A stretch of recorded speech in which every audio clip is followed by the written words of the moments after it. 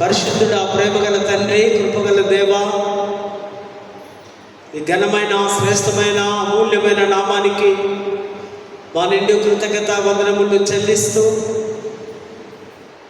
దైవ ఆరాధనలో దైవ స్వరాన్ని వినడానికి,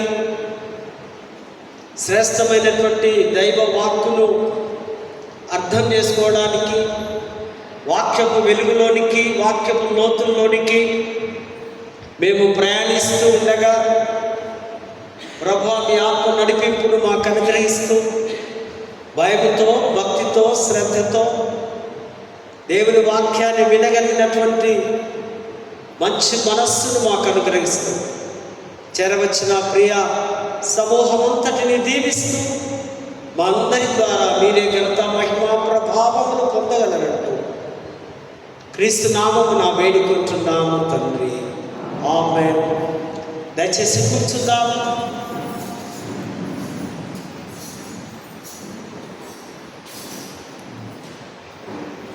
దేవుని మహాపరిశుద్ధ నామాన్ని బట్టి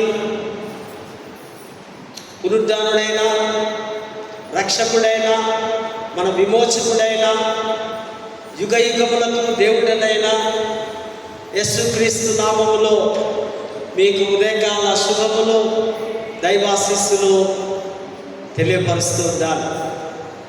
ఈ గొప్ప భాగ్యం, గొప్ప ధన్యత నేను ఎప్పుడు చెప్తూ ఉంటాయి మాటలు. Most reverend doctor professor Reuben Mark తండ్రి గారికి, అధ్యక్ష మండలము vice chairman reverend doctor T Bhaskar Roy గారికి, అధ్యక్ష మండలము DCC chairmans and officers, clergy, అన్ని సంఘాలకు, సంఘ నాయకులకు దేవుని పేరిట ఈ మహాశ్రేష్టమైన, ఈ దివ్యమైన, ఈ పుణ్యమైన పరిశుద్ధ దినమందు వారికందరికీ యేసుక్రీస్తు నామములో శుభములు, దైవాశీస్సులు తెలియపరుస్తుందా. అదేవిధముగా దూర ప్రాంతం నుంచి వీక్షిస్తున్నటువంటి స్నేహితులు, కుటుంబ సభ్యులు, మరి వారికి కూడా దైవ నామములో ఆశీస్సులు ప్రకటిస్తున్నా. సిఎస్ఐ చర్చ్ జగదేవిగుట్ట సంఘపక్షముగా మరి సంఘము, సంఘ నాయకులకు, మరి చేరవచ్చినటువంటి అనేకులకు, నూతనంగా వచ్చినటువంటి దైవిక విశ్వాసులకు కూడా యేసునామములో మీకు దైవ శుభములు తెలియపరుస్తూ దేవుని పేరిట మీకు దీవెనలు అందిస్తూ ఉన్నా.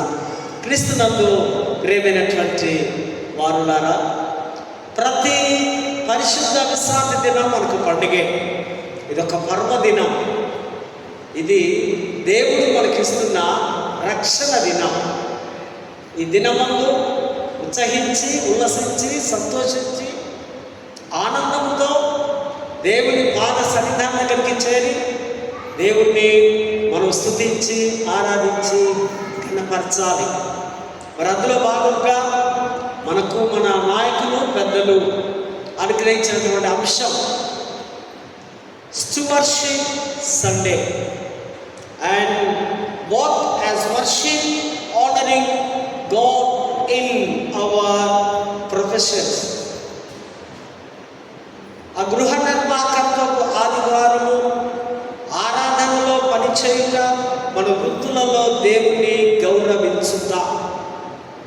మొదటిగా కొన్ని నిమిషాలు stewardship. Steward, what is meaning? Steward అంటే ఏంటి? స్టూవర్షిప్ అంటే ఏంటి? స్టూవర్డ్స్ చేయవలసినటువంటి గుణ లక్షణాలు ఏంటి? వాళ్ళ కార్యములు ఏంటి? ప్రతి సంవత్సరం మనము వింటూ ఉన్నాం.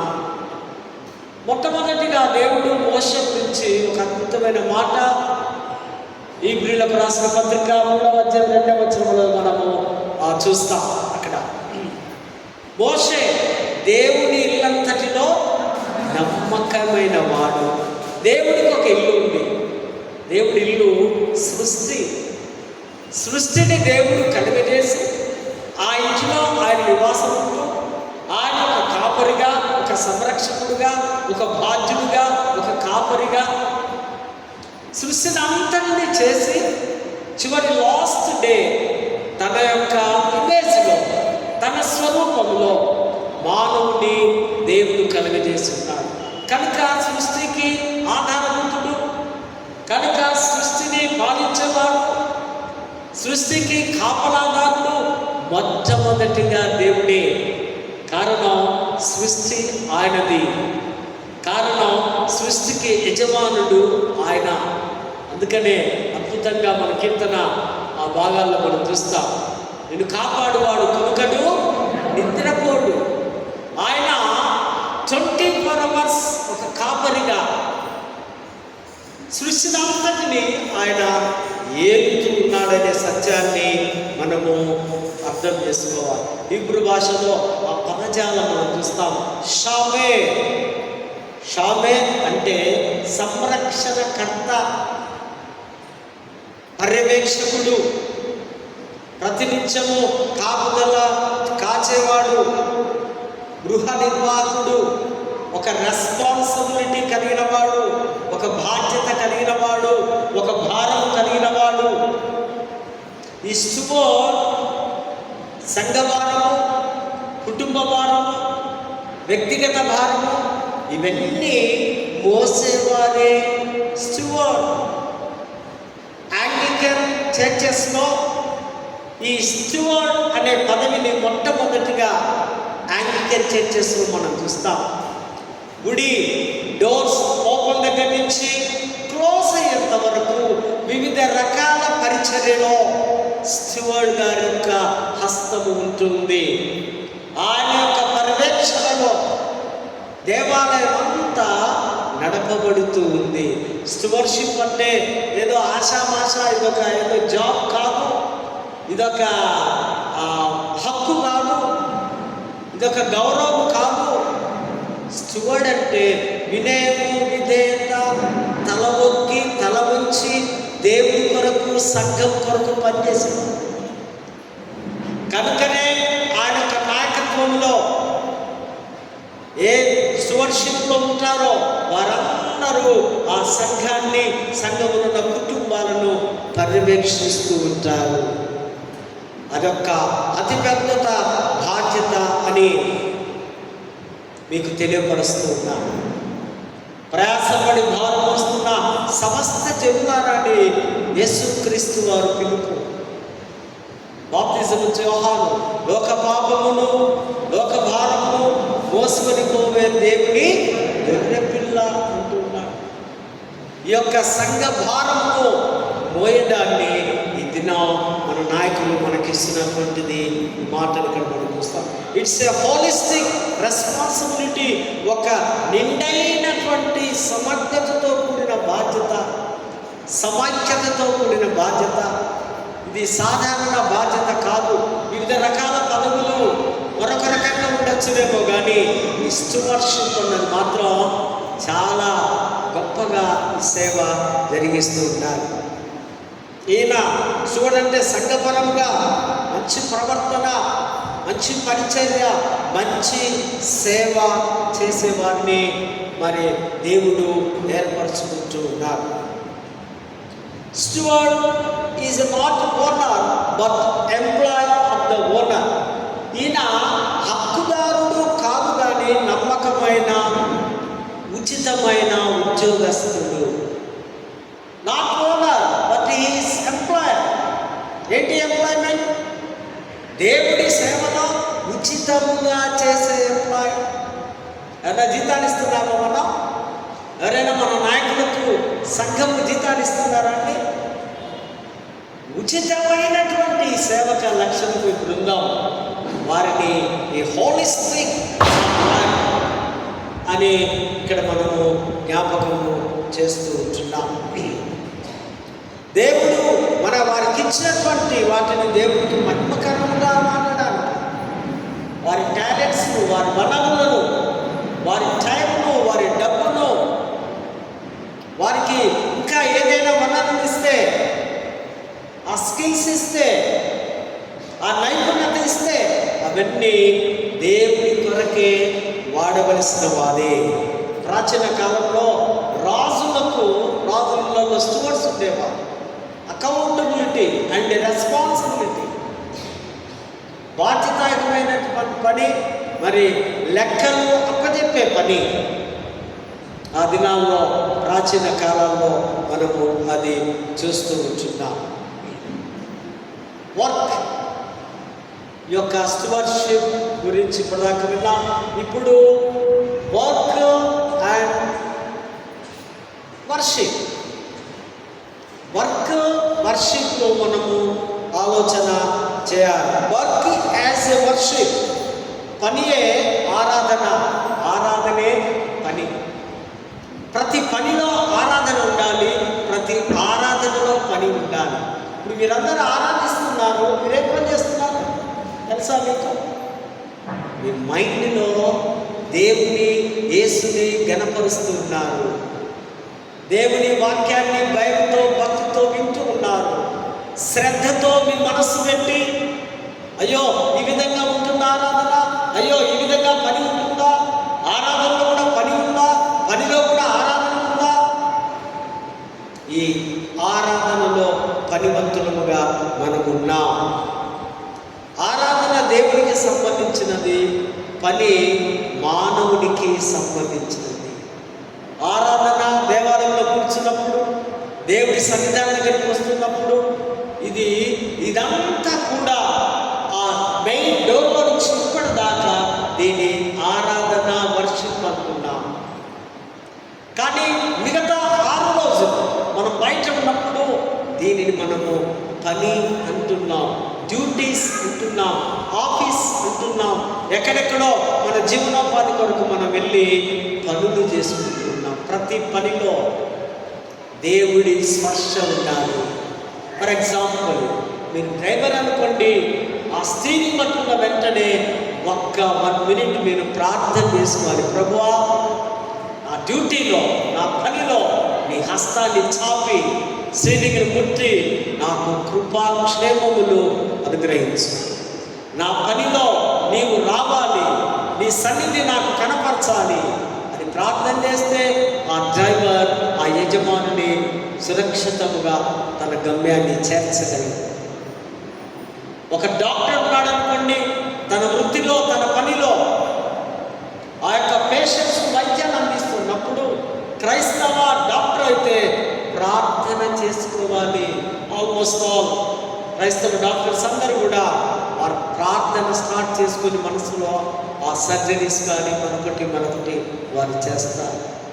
మీరు వారు ఏ వృత్తిలో ఉన్నారు, నేను టీచర్ ఉన్నారనుకోండి, అతను వెళ్ళి క్లాస్ రూమ్లోకి వెళ్ళినప్పుడు మనస్సులో ఆ పని చేస్తున్నప్పుడు మనసులో ప్రార్థన చేసుకుని, ప్రభువా నేను బోధించే విద్య ఆ చిన్న బిడ్డలకు అర్థం కావాలి. రకరకాలైనటువంటి మీ స్కిల్స్, మీ నైపుణ్యతలు, మీ పనులలో దేవుని ముందుంచుకోవాలి. It's called worship. దాన్నే ఆరాధన అని మనము పిలుస్తూ ఉంటున్నాం. ప్రతి పనిలో ఆరాధన ఉండాలి, ప్రతి ఆరాధనలో మీ పని ఉండాలి. మానవుడు శ్రమ ద్వారా దేవుని సృష్టి కార్యములు చేయుటకు తన యొక్క శ్రమ, దేవుడు ఆదాముతో అంటున్నాడు, నువ్వు వెళ్ళి భూమిని సేద్యపరచు. నీకు ఒక పని, నీ డ్యూటీ.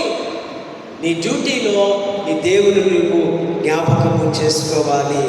ప్రతి ఒక్కరి మన పనుల్లో మనం చేస్తున్న ఆ కార్యక్రమాల్లో దేవుడి సన్నిధి, కృప ఉండాలని ప్రార్థన చేసుకోవాలి. దేవుడు మన వృత్తులను పవిత్రపరుస్తూ ఉన్నాడు.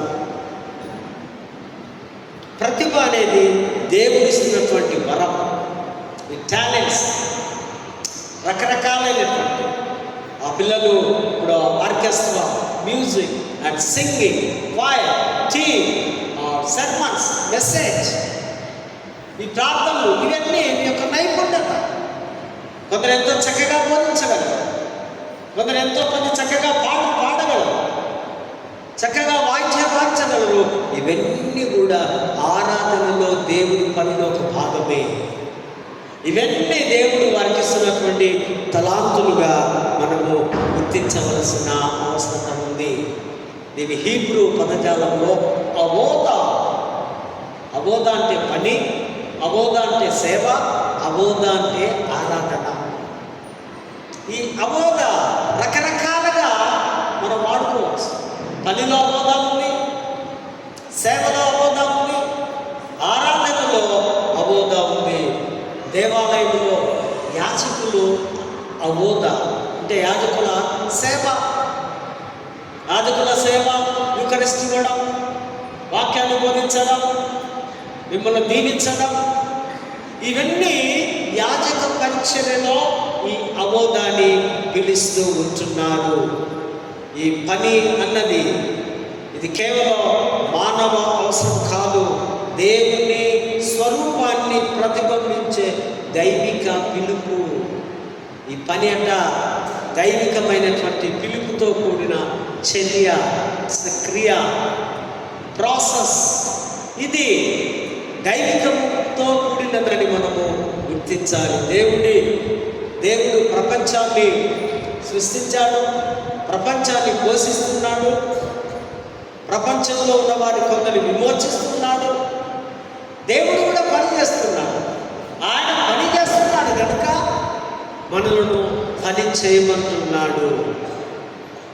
ఆయన 24 hours డ్యూటీ ఉంది కనుక మనము కూడా ఆ డ్యూటీలో, ఆ పనిలో భాగస్వాములు కావాలి. మనం నిద్రపోతుంటే మన గుండె అది నిద్రపోదు. అది నిద్రపోతే మన సంగతి అంతే సంగతి కదా. అది ఎప్పుడు పని చేస్తూనే ఉంటాడు. అది ఎప్పుడు పని చేయకపోతే మనం తీసుకుని బయట పడేస్తాం. సో దేవుడు కూడా ఆయన పని చేస్తున్నాడు కనుక మనం బ్రతికున్నాం. ఆయన కృప మన మీద ఉంది కనుక, ఆయన కాపుదల మన మీద ఉంది కనుక మనము జీవించి ఉన్నామనే సత్యాన్ని, ఆయన ఆరాధనకు స్వయంగా తానే కర్త అని, పని ఆయన చేసే దేవుడని మనము జ్ఞాపకము చేసుకోవాలి. ఆరాధన అనేది కేవలం దేవాలయంలో మాత్రం జరిగేది కాదు, అది మన దినచర్య కర్తవ్యం. ప్రతిదినం మనకు తెలియకుండానే మనం ఆరాధనలో పాల్గొంటాం. ఇంట్లో ఉన్నప్పుడు కూడా మీరు ఈవినింగ్ అవర్స్లో ప్రార్థనకు అలవాటు ఉందనుకోండి, అప్పుడు ఆరాధనలోనికి దేవుడు దిగి వస్తారు. కుటుంబ ప్రార్థన, ఫ్యామిలీ ప్రేయర్స్ ఆ క్రైస్తవ కుటుంబాల్లో చాలా ప్రాముఖ్యమైనది. ఏ టైంకైనా, ఈవెన్ 5 నిమిషాలైనా కానీ అది ఒక బాధ్యతతో కూడినటువంటి ఆ దేవుడు మనకిచ్చిన పని కనుక అది మనము చేసుకోవలసిన అవసరత ఉంది. క్రైస్తవ దృష్టిలో పని అనేది వృత్తి మాత్రమే కాదు, అది ఆరాధనకు, సాక్ష్యానికి సంకేతంగా, గుర్తుగా, ఒక వేదికగా ఉండే సత్యాన్ని మనము అర్థం చేసుకోవాల్సిన అవసరం ఉంది. కొన్ని పనులు బైబిల్లో దేవుడికి నాకు అప్పచెప్పాడు. వారు చాలా నమ్మకమైన పనులు చేస్తున్నారు. ఎవరంటే మొదటగా నోవా ఏం పని చేశాడు? ఆయన దేవుడు ఏం చెప్పాడు ఆయనకు? నీవు ఓడను తయారు చేసుకొని ఆ ఓడలో నీ కుమారుడు, నీ కోడళ్ళు, మీరిద్దరు ముసలోళ్ళు, ప్రతి ఆడ మగ జంతువులు, పక్షులన్నిటిని తీసుకొని నీవు ఓడను క్లోజ్ చేయి. ఓడను తయారు చేసుకుంటే చాలా నమ్మకంగా నిర్మించి ఆ విధేయతలో ఆరాధన ఉంది. ఆ చెప్పిన మాటకు తల వంగి అవును దేవా ప్రభువా నేను చేస్తాను అన్నాడు నోవాహు. ఆ చర్య, ఆ పని మరి ఎంతగానో ఆయన కుటుంబం సరికొత్త నూతన సృష్టి తన కుమారుల నుంచి వచ్చినట్టుగా మనము లేఖన భాగాల్లో మనం చూస్తాం. రెండవదిగా యోసేపు సేవ. యోసేపు కూడా దేవుడు చెప్తూ ఉన్నాడు. పోతీఫర్ ఇంట్లో తన అన్నలు ఆయనను కొట్టి తిట్టి గుట్టలో పడవేసినప్పుడు పోతీఫర్ ఇంట్లో ఒక బానిసగా, దాసుడుగా వెళ్ళి, జీతగాడుగా వెళ్ళి ఆ ఇంట్లో నమ్మకమైనటువంటి పనివాడుగా పోతీఫర్ అన్నీ అప్పచెప్పాడు. ఇల్లంతా అంతా నీవే చూసుకున్నామై, నీకే అప్పచెప్తున్నప్పుడు ఆయన నమ్మకంగా ఒక సందర్భంలో తనకు పాపం చేయడానికి అవకాశం వస్తే ఆయన దేవుని దృష్టికి నేను పాపం చేయను, యంగ్ కుర్రోడు, 18 years బాయ్, చాలా అందంగా చక్కగా ఉన్నాడు ఆయన. కానీ దేవునికి మాటలకు లోబడి తర్వాత ఆయన ఒక నింద ద్వారా ఆయన జైల్లో వేయడం జరిగింది. జైల్లో వేసినప్పుడు జైల్లో అంటూ ఎవరున్నారు తోడు? యెహోవా అతనికి తోడై ఉండెను. ఎంత మంచి మాట అండి. కష్టాల్లో ఉన్నావా, శ్రమల్లో ఉన్నావా, జైల్లో ఉన్నావా, దిక్కుతోచని స్థితిలో ఉన్నావా, దేవుడు నీకు తోడుగా ఉంటాడు. ఎప్పుడో తెలుసా? నీవు హానెస్ట్గా, నీవు నిజాయితీపరుడుగా, నీవు నిందారహితుడుగా, నీ హృదయం కల్మషం లేకుండా ఉన్నప్పుడు దేవుడే దిగి నీ వద్దకు వస్తాడు. ఇక్కడ యేసేపు జీవితంలో అదే జరుగుతూ ఉంది. నమ్మకత్వం, నిజాయితీ తన పని తాను చేసుకుంటుంది. నెంబర్ 3, నెహమ్యా గోడను తిరిగి కట్టడం. నెహమ్యాకు దేవుడు ఒక పనిని అప్పచెప్పాడు. యెరూషలేము దేవాలయంలో కాంపౌండ్ వాల్ కట్టడానికి దేవుడు ఆయనకు ఆ శక్తిని, ఆ ధైర్యాన్ని ఎన్ని రోజులు కట్టాడు ఆయన? 52 దినములు. కల్వరి సతీష్ ఎన్ని రోజులు కట్టాడు దేవాలయం? ఆయన కాపీ కొట్టి ఈయన కట్టడం టెక్నాలజీతో. 52 రోజులు కాంపౌండ్ అంటే మన కాంపౌండ్ కాదు. ఒక ఇటుక మందమో 2 ఇటుకల మందమో కావు అక్కడ కాంపౌండ్స్ ఆ దినాల్లో. ఇంచుమించు మీరు కూర్చున్నారా, ఈ బెంచీలు 2-3 మీటర్లు వెడల్పు. ఎందుకు? శత్రు సైన్యములు వచ్చి యుద్ధం చేయడమో లేకపోతే గోడలు కూల్చివేయకుండా పెద్ద పెద్ద కాంపౌండ్. మీకు అది చైనా వాళ్ళు కూడా తెలుసా మీకు? చైనా గోడను కట్టడము అదంతా చూస్తారు కదా, కొన్ని వేల కిలోమీటర్లు ఆ హిస్టారికల్ అది ఉంది. సో ఈ నెహమ్యా 52 రోజుల్లో చుట్టుపక్కల ఉన్న వారందరూ ఉన్నారు. అశ్షూరులు ఉన్నారు, ఫిలిప్సీలు ఉన్నారు, అమోరీలు ఉన్నారు. వీరందరూ యుద్ధానికి వస్తారని యెరూషలేము దేవాలయం చుట్టూ ఒక భద్రత కాపుదల, ఒక స్ట్రాంగ్ వర్క్ ఆయన చేయడం, బలమైనటువంటి పనిని తన సహచరులతో కలిసి ఆయన వారందరితో ఒక చేతితో పనిముట్లు, మరొక చేతితో ఆయుధములు పట్టుకొని కాంపౌండ్ వాళ్ళు కట్టాడు నెహమ్యా. ఈ నెహమ్యా, హగ్గై, ఎజ్రా ఇవన్నీ చదవండి, బాగా అనిపిస్తుంది. హిస్టరీ తెలుసుకోవాలి బాగా, రాజుల చరిత్రలు ఇవన్నీ మీరు చదువుతూ ఉంటే మీరు ఖాళీ సమయంలో మీకు దేవుడు జ్ఞానాన్ని అనుగ్రహించి మీకు అర్థాలు చెప్తారు. సో తర్వాత దానియేలు పరిపాలన. దానియేలు దేవుడు గవర్నమెంట్ ఆఫీసర్. ఆయన మామూలు నీలాగా నాలాగా బుడబుడ ఆఫీసర్ కాదు. ఆయన గొప్ప ఆఫీసర్గా ఉన్నాడు. ఆయనలో ఉన్న ప్రార్థన, ఆయనలో ఉన్న తగ్గింపు, ఆయనలో ఉన్న భక్తి, ఆయనలో ఉన్న ప్రతిభ, నీతి దేవుని పట్ల ప్రతిబింబిస్తూ ఉంది. ఆ విశ్వాసం ఆయనలో బాగా ఉంది కనుక ఆయన ప్రార్థనా జీవితం తనను ఒక ఉన్నతమైన ప్రభుత్వ అధికారిగా దేవుడు అతన్ని హెచ్చించి ఉన్నా. మరి ఆ వలలు వేస్తున్న శిష్యులు రాత్రంతా ఏం చేసుకున్నారు? రాత్రంత్రయు శ్రమ పడినా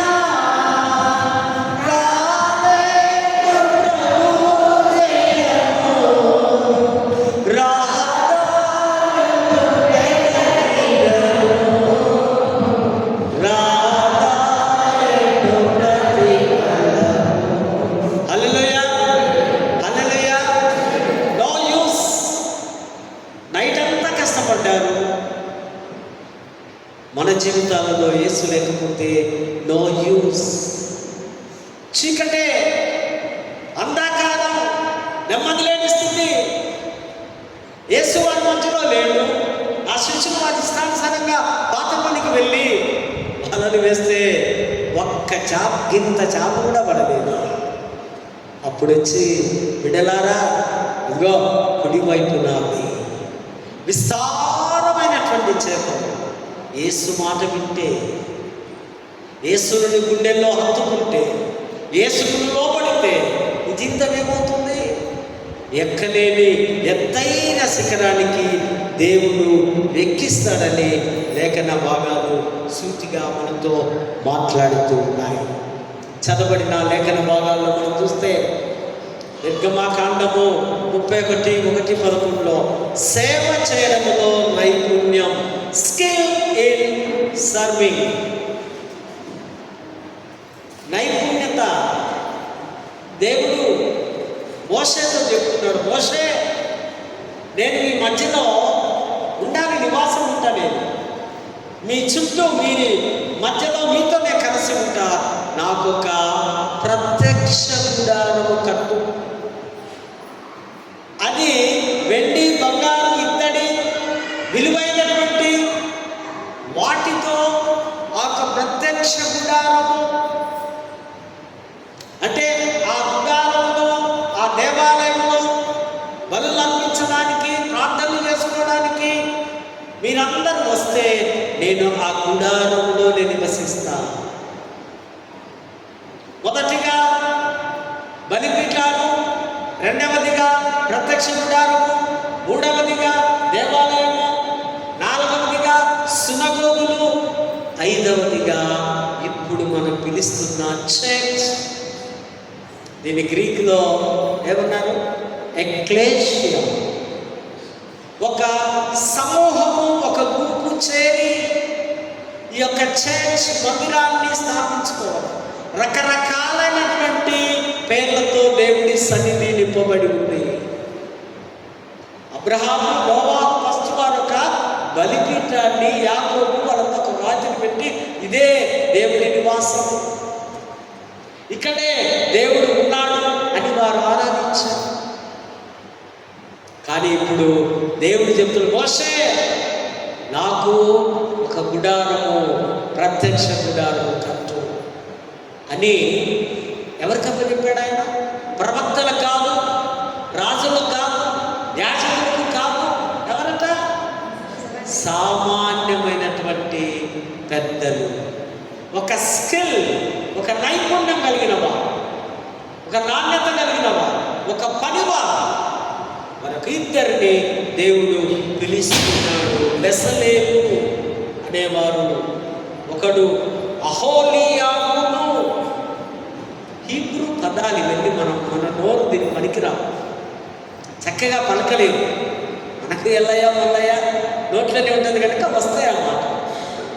ఈ అహోలియాబును అనేటువంటి వారిని, బెసలేలును దేవుడు ఏర్పరచుకొని వారి మీదకి ఏమిచ్చిందట? పరిశుద్ధాత్మతో వారు నింపి. పరిశుద్ధాత్మ ఎట్లా వస్తుంది? నీకు వస్తుందా? ఎవరికైనా అనుభవం ఉందా? ఎవరైనా పొందగలరా? పరిశుద్ధాత్మను రువా అన్నారు. ఇప్పుడు పదాల్లో మనం చూస్తాం, పదజాలం అర్థం.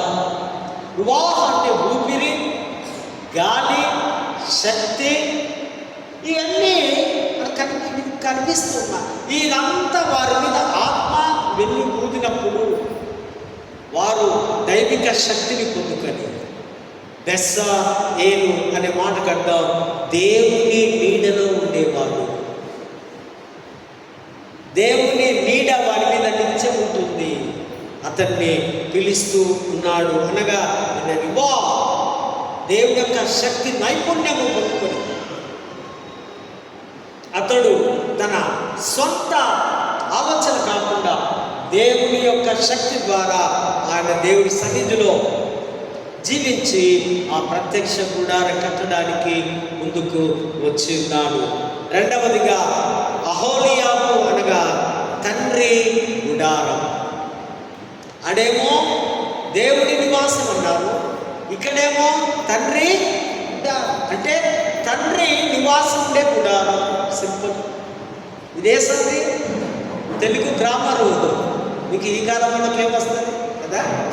తండ్రి నివాసం ఉండే గుడారం, దాని ఏమన్నాం? ప్రత్యక్ష గుడారం. నా కొరకు మీరు కట్టండి. చాలా అందంగా, చాలా గొప్పగా డిజైన్ చేస్తూ మీరు కట్టాలి. ఆయన పేరు పిలుపుకు పిలుస్తుంది. ప్రజల మధ్య దేవుని నివాసం ఉండడానికి, అక్కడ చేరి దేవుణ్ణి ఆరాధించడానికి. ఇక్కడ అది మనము చూస్తూ ఉంటున్నాం. ఇది మన పని కూడా ఆత్మతో నిండినదై దైవిక జ్ఞానంతో నిలబడి ఉండాలి. అది ఆరాధనగా పరిగణించబడుతుంది. కీర్తన గ్రంథంలో కూడా మనం చూస్తే 104 పనిలో మహిమ, majesty in work, God the creator, సృష్టికర్త అయిన దేవుడు. ఈ మొదటి 2 వచనాలు దేవుని పరిపాలన గురించి, దేవుని యొక్క సార్వభౌమత్వాన్ని గురించి ఇక్కడ సూచిస్తున్నాయి. దేవుడు వస్త్రాలుగా ధరించిన మహత్కార్యము, వెలుగు పరలోకానికి సంబంధించినదిగా, ఆకాశము పర్వతాలపై నిర్మించిన గుమ్మటము అని ప్రజల భావన. వెలుగంటే పరలోకం, మరి వస్త్రాలు ఆకాశము పర్వతాలపై నిలిచినటువంటి ఒక గుమ్మటములాగా, ఒక సూచనగా ఉంది అని ప్రజలు విశ్వసిస్తూ ఉన్నారు. రెండవదిగా గాడ్ ద సస్టైనర్, పోషకుడైన దేవుడు. ఆయన అందరికీ జీవమును, ఊపిరిని అనుగ్రహించే దేవుడు. ఈ ఊపిరి, జీవము దేవుడిది. మనము ఏ టైం అడిగినా చెప్పాలి, ఇదిగోండి నాలో ఉన్న ఈ ఊపిరి, జీవం నా దేవుడిది, నా యేసయ్యది. ఆయనే దయచేసేవాడు కనుక మనకేమీ కొద్దువా లేదు. మరి తర్వాత పత్రికల పాఠంలో కూడా మనం గమనించినట్లయితే కొలస్సీ పత్రికలో 3వ అధ్యాయము 22-25లో హృదయపూర్వకమైన సేవ, హోల్ హార్టెడ్ సర్వీస్. మీ సేవ హృదయాంతరంగం నుంచి రావాలి.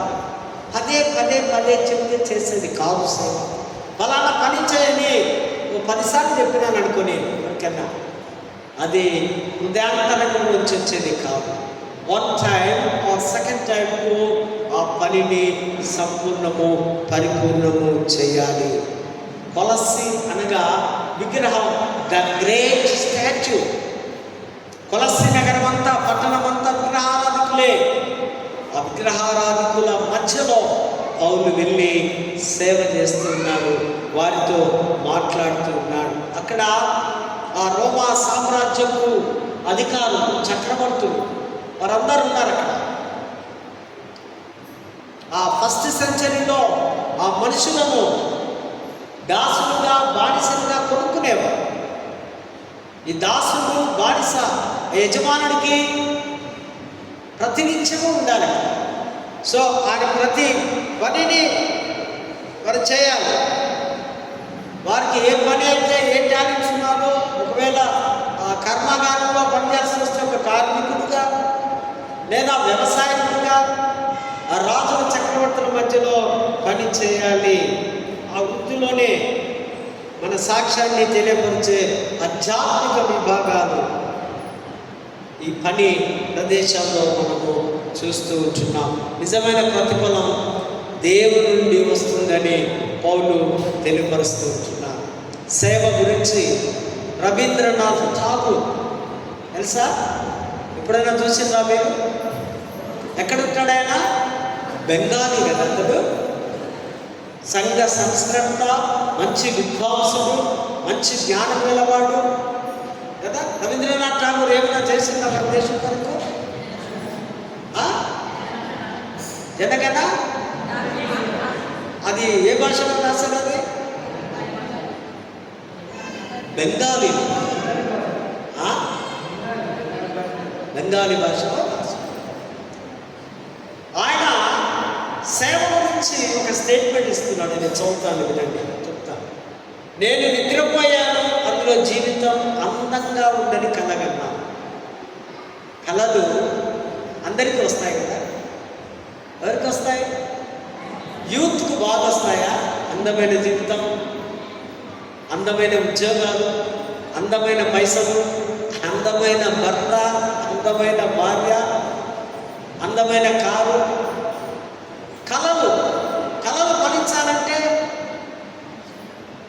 నువ్వు ఐఏఎస్ ఆఫీసర్, కలెక్టర్ కావాలంటే పెరుగన్నావు కడుపుకుండా దీన్ని పడుకుంటే అవుతారా? ఏమొస్తుంది? బాగా అన్నం తింటే నీ కలలు పండాలంటే నువ్వేం చేయాలట? దివారాత్రములు కష్టపడాలి.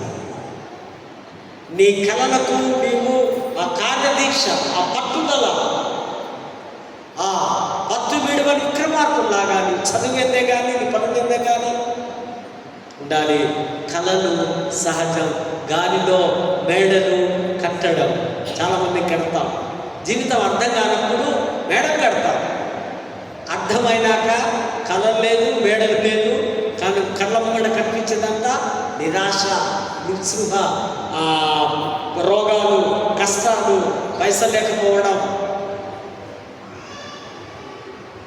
సోమర్థనానికి, అనారోగ్యానికి గురికారు.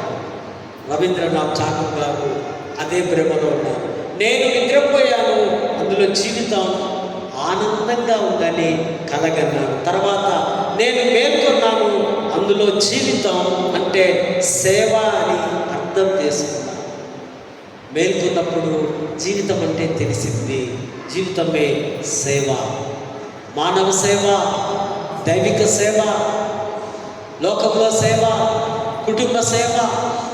ఈ సేవ అన్నది ఆయనకు అర్థమైంది. తర్వాత చివరికి నేను కలలో చూసిన ఆనందమును నా సేవలో నేను కనుగొన్నాను.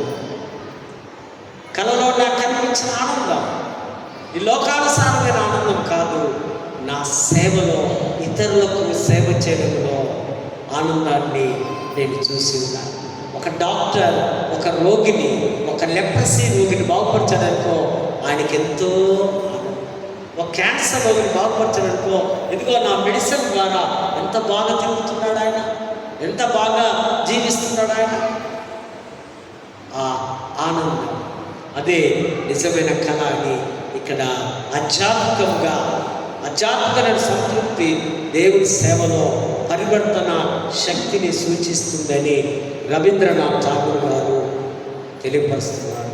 పని అంటే గుర్తింపు, పని అంటే అప్రిషియేట్ చేయడము, పని అంటే చప్పట్లు కొట్టడం. ఒక్కోసారి మనం కూడా ఏదైనా చేస్తే వాళ్ళకి చప్పట్లు కొట్టిస్తే ఆనర్ చేస్తుంటాం కదా, అది కాదట పని.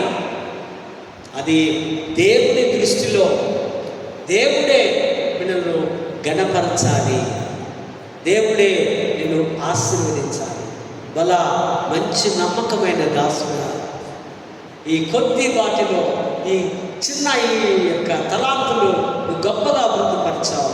ఇదిగో నీ కొరకు పరలోకము నా దగ్గర సిద్ధంగా ఉంది. దేవుడు అప్రిషియేట్ చేయాలి, మనుషులు చేయడము కాదు.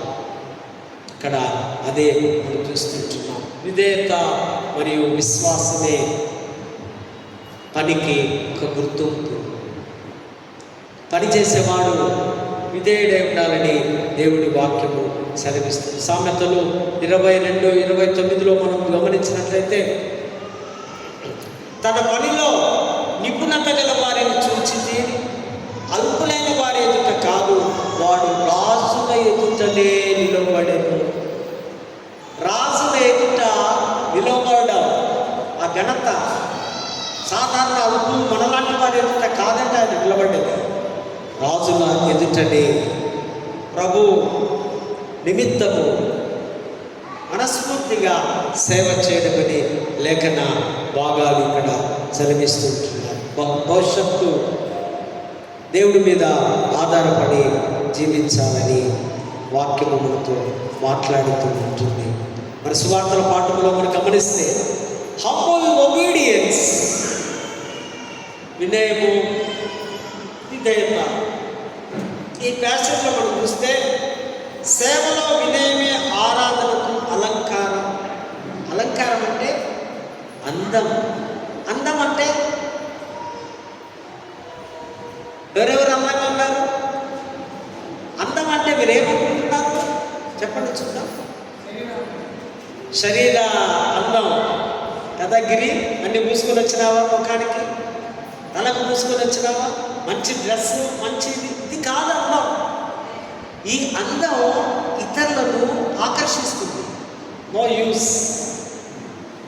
అందం అంతరంగంలో, హృదయంలో ఉండాలి.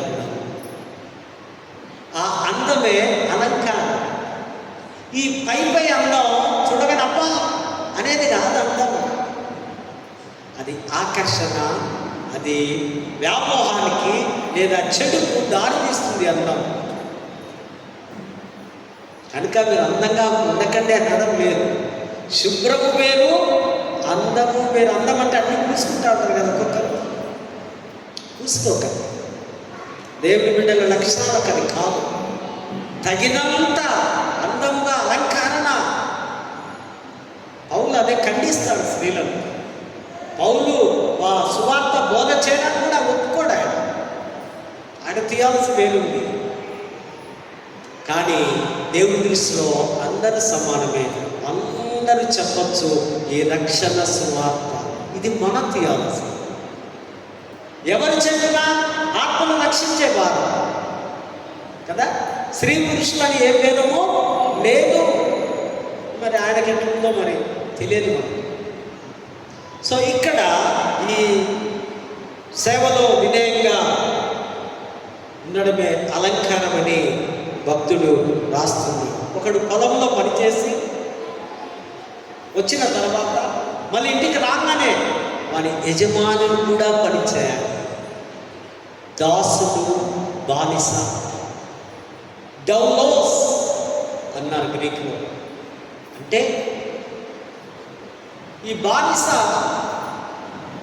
24 hours డ్యూటీ, ఈ దాసుడు 12 hours డ్యూటీ.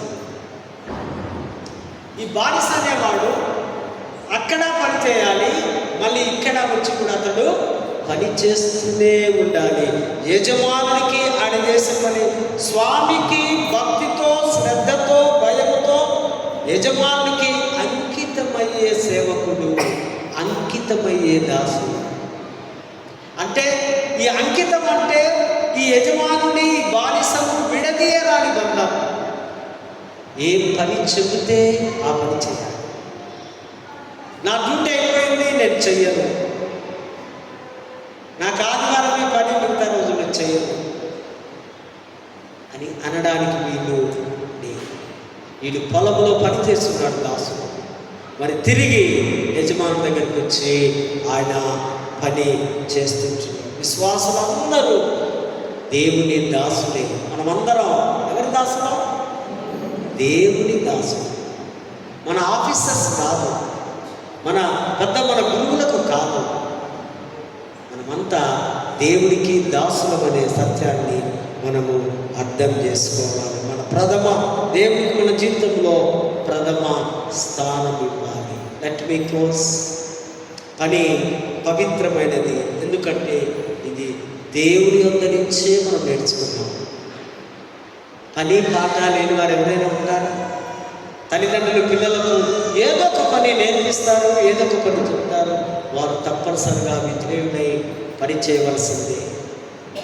మరి అదేవిధంగా దేవుని మహిమార్థం కొరకు ఆరాధన ఆదివారం మాత్రమే కాదు, ఆదివారమే పని కాదు, మిగతా 6 రోజులు కూడా దేవుని కొరకు పవిత్రపరచబడి ఉండడమే, వ్యక్తీకరించబడమే అదొక పనిగా లేఖన భాగాలు చెబుతున్నాయి. కాబట్టి మన పనులను, బాధ్యతలను పవిత్రమైన పిలుపుగా స్వీకరించి రోజువారి పనిని రోజువారి ఆరాధనగా మనము మలుచుకోవాలి. ప్రతిరోజు మనకు పని ఉంటే ప్రతిరోజు ఆరాధనలో దేవుడితో ఉంటే ప్రేమైనటువంటి వాదాన్ని మన పని నెంబర్ 1 ప్రార్థన చేయడం, మన పని విశ్వాసంలో ఎదగడం, మన పని ప్రేమ కలిగి ఉండడం, మన పని మనకున్న దాంట్లో ఇతరులకు ఇవ్వడం. అటువంటి యొక్క శుద్ధ హృదయం, మంచి మనస్సు దేవాది దేవుడు మనకందరికీ అనుగ్రహించుగాక. ప్రార్థన. పరిశుద్ధుడా, ప్రేమ గల తండ్రి, నీకు వందనాలు చెల్లిస్తాను.